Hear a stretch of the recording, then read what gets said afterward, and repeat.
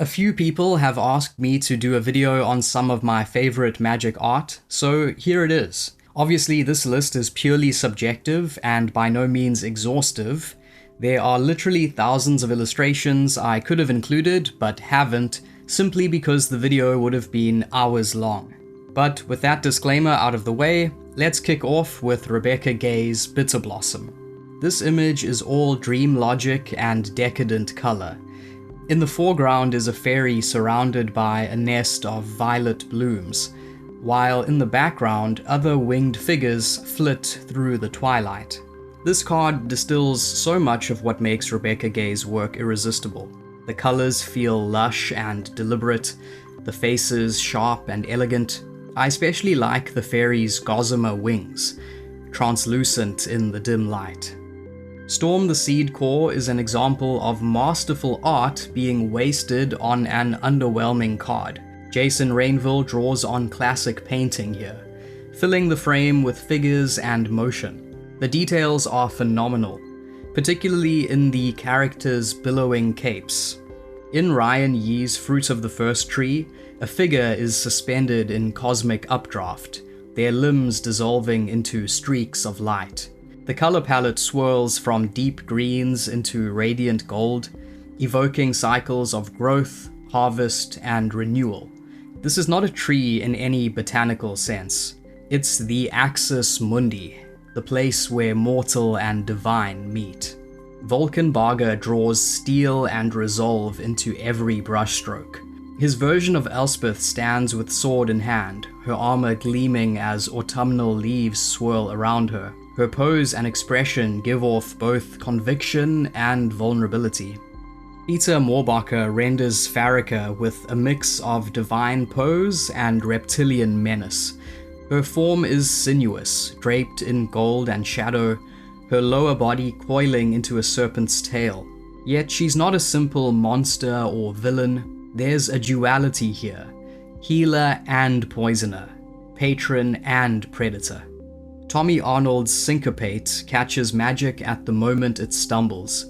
Red energy bursts apart in ragged shards as Teferi stands at its center, wrapped in a swirl of cool blue time magic. The chaos is frozen mid-disruption, the whole scene humming with the satisfaction of a rhythm deliberately broken. It's abstract and literal all at once. Young Hao Han's forest is a Ravnican oddity, a rare pocket of green life thriving within the endless city. It feels stubborn, defiant even, a living reminder that the wild cannot be fully tamed, no matter how much marble and mortar you pile on top of it. This is urban life as a warm, romantic dream. Rishada is awash in color and light, almost like a Mediterranean port town painted from memory rather than fact.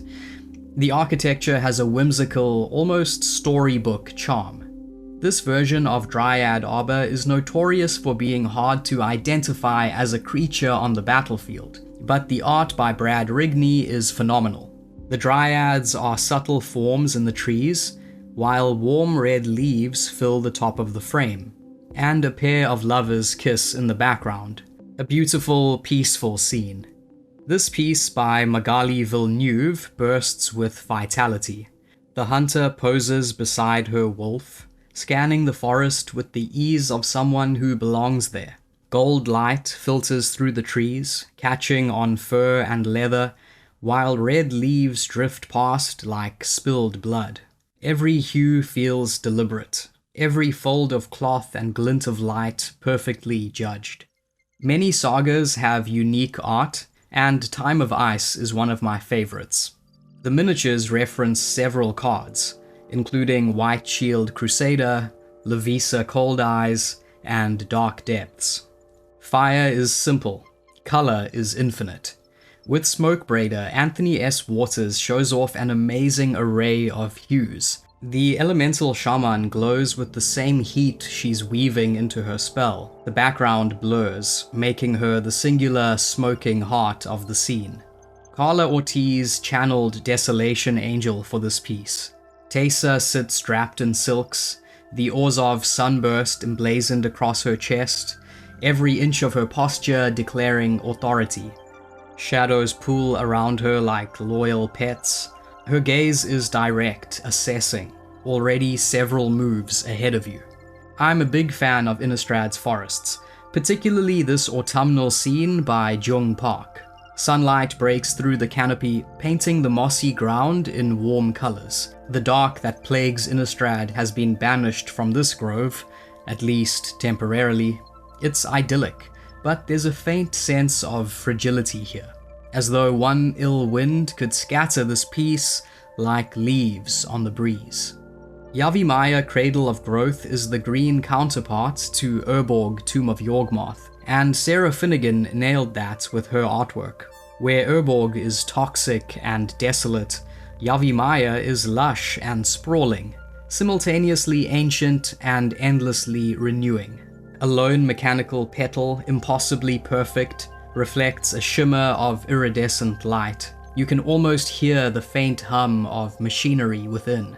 The background dissolves into softer colors, as though the entire world has blurred to focus on this single, fragile artifact. This Ravnican Island by Richard Wright has been reprinted several times, and it's easy to see why. The palette is rich with sapphire tones that fade into misty whites. Ornate bridges link tiered buildings, while the canals below bustle with activity. This is an island not of isolation, but of crossroads, where the flow of water carries whispers of deals struck in both daylight and shadow. Donato Giancola brings his classical painter's eye to the humble cartographer. The room is packed with maps and a globe, the soft clutter of work in progress. The woman at the center doesn't look at her maps or even directly at us. Instead, her gaze is on someone or something outside the frame. Perhaps she's weighing whether to share what she's found. Kev Walker has illustrated more magic cards than any other artist, and his work is always great. One of his best is the art for the Llanowar Planechase card. There's a hushed storybook stillness to it, the kind of ancient woodland beauty you'd expect to find in a Miyazaki world. Birds in distant flight give scale to the scene. Probably my favorite work by Walker, however, is his art for Damnation. Here he pays homage to his already iconic art for Wrath of God. Rarely has mass destruction looked this gorgeous. The purple edge around the black void adds the perfect finishing touch. Chippy's Angel Heart vial is quiet, almost funereal. The vial at the figure's chest glows faintly, the one point of warmth in an image otherwise defined by steel and shadow. This fragile, defiant light turns a muted background into something emotional and alive. There's a cold reverence to Tatsumasa the Dragon's Fang. The blade rests in a shrine-like setting, and etched patterns along its length hint at forgotten craftsmanship, the kind only achieved by those who believe weapon-making to be an act of worship. Mist flows around it like the breath of the dragon whose essence resides within. In Stasis, Seb McKinnon abandons the abstraction of earlier versions in favor of a mossy twilight dream. A young girl moves through a graveyard of armored warriors, each one frozen mid-strike, their blades tangled with vines and blooming with pale flowers. She touches a single blossom as though it's the most important thing in the world. Lorwyn's elementals are fantastic fusions of various animals and plants. A standout is Nils Harm's Briarhorn.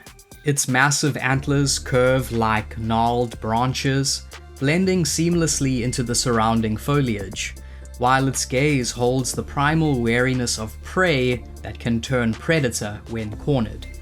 Every thorn, every tangle of vine on its body is rendered with a tactile sharpness. Here, Ryan Yee plays a cruel visual trick. At first, you see the radiant stained glass depicting a serene angel. Only slowly do you notice the silhouettes on the other side of the pane, a tide of dead pressing toward the light. The image locks the viewer in an uneasy place between awe and dread.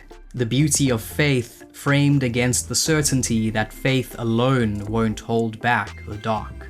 This one reminds me of art from a classic fantasy novel. I love the contrast of the light in the interior of the building and the purplish sky outside. Rather than anything magical, this is a shattering image of remorse. This is one of the most atmospheric basic lands in the game. A solitary knight wades through a misty swamp, sword lowered, as luminous flowers glow softly in the dark. It's as much about mood as setting. Lonely, beautiful, and strange. Dan Frazier's Onslaught Swamp is one of the most coveted basics. Here, sickly greens and brown-black waters create a palette of rot, while twisted trees bend in poses that could be mistaken for agony. But amid the creeping decay, a single flower blooms, which only amplifies the bleakness of everything else. In Path to Exile, Todd Lockwood shows absence as its own kind of presence. A creature dissolves into what looks like feathers, caught mid-expulsion. The motion is tragic and yet somehow oddly liberating. This is one artwork, but stretched across 18 cards. The Battle of the Pelennor Fields is Apocalyptic by Tyler Jacobson, and it's one of the most impressive artistic achievements in the game. The artist stretches a colossal scene across multiple interlinked cards, each one contributing to the whole, but still able to stand alone. RK Post is a master of dark imagery, and Unmask is the perfect balance of beauty and bleakness. The motion is violent and the colors are striking. The card depicts a key moment from Mercadian Masks, Volrath shedding his disguise as Takara Endal. Karl Kapinski's Mardu Heartpiercer captures the Mardu creed in one heartbeat of motion. The rider twists in the saddle, bow drawn, armor gleaming against a burnt sky backdrop. The angle of the bow tells you the shot will find its mark. This is kinetic storytelling, violence as grace. Johannes Voss's Gift of Orzhova is a study in verticality and transcendence. The figure's stained glass wings explode with color, shards of light piercing the muted industrial gloom of the city below. The viewer hovers just above the rooftops with them. The perspective pulls you in, and while the background details are more impressionistic, the stained glass is pure mastery. John Avon's landscapes could fill an entire gallery. His handling of light, especially sunlight, is untouchable. Murmuring Bosk glows in a way that feels almost holy. Indeed, the design of ancient cathedrals was supposedly inspired by forests. Great ancient trees bend toward one another, forming a vaulted ceiling. Shafts of gold spill through the canopy, dust motes turning in the air. In the distance, a lone figure walks the path, a reminder that in places like this, the forest is not background, but the main character. While we're talking about Avon, I'd like to give a shout out to two of his forests from Onslaught. The first is dense and lush, seeming to extend way beyond the frame, hinting at an entire jungle world. The other has a lonely, slightly melancholy feel to it despite its brightness, and shows off the artist's impressive ability at depicting light. Adam Rex's version of Terra draws on the memento mori symbolism of classic art. It's a grim but beautiful reminder of mortality. Magic doesn't often venture into truly abstract territory, and seeing it done with such energy is a rare gift. Another gem from the Lord of the Rings set. Here, Calder Moore makes digital art look like a traditional painting. The colors are warm, but the place still feels lonely.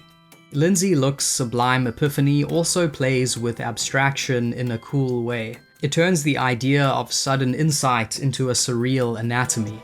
Not for nothing, this piece won the artist a prestigious award for gaming illustration.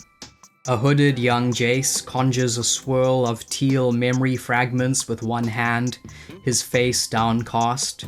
The lighting is soft, yet charged with intellect, and the young planeswalker's expression is already haunted. Few depictions of Emrakul have captured her sheer wrongness like this one. The framing emphasizes her scale, making towers look like brittle twigs under her shadow. The full art reveals a violent scene below, where crazed humans turn on one another. This is the epitome of cosmic horror, vast, intricate, and utterly indifferent to the lives it consumes. This is another one with a very retro vibe. Moonlit Wake has a quiet and poignant feel, melancholy but gentle. Rebecca Gay's watercolor touch makes her the ideal choice for depicting the gentle flow of natural magic. Channel is a perfect example. Here, a woman in a billowing dress arcs gracefully across the frame, her hair swept by unseen currents. Autumn leaves swirl behind her, mingling with the blue of her gown until season and self are indistinguishable. Green magic distilled to its essence. In Richard Wright's days, a lone figure stands before an impossible vista, glowing birds wheeling before dark pyramids. The blues are electric, almost hallucinatory, reflected brilliantly in the water beneath. Clint Kearley's art for Disciple of Griselbrand is cold, detached, and utterly malevolent. Yet the greenish light is oddly beautiful. The figure looks determined. They understand that they are selling their soul, and they're doing it anyway. Sarah Angel is one of the game's most famous cards, and in my opinion, Greg Staples provided it with art to match its status. Massive wings spread wide against a cloud-shrouded expanse. At the heart of the image, a glint of light on the blade. In Karametra's favor, Chase Stone captures a moment of sacred offering.